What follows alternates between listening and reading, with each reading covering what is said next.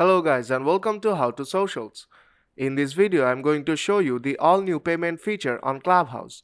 So let's start. First open the Clubhouse app. When the app opens, go to your profile by tapping on the profile icon on top right corner and then tap on the settings icon on top right corner. Now tap on what's new to see all the features which are on the new update. Now a new browser window will open and here you will see all the new updates. Now scroll down and here you will see the payments feature which is now running on beta. The Clubhouse team is now trying to create their app as a platform for the creators so that they can build community, audience and impact. Payments on Clubhouse is the monetization feature for creators on the app and they can receive payments from the other users of the app.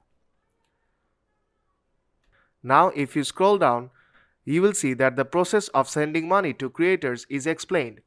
On the Clubhouse app, a creator is receiving the 100% of the payment a user is sending them. Now let me show you how you can send money to a creator.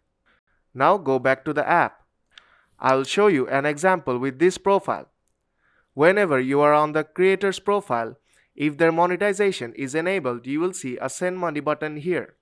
All you have to do is tap on the send money and then type in your amount.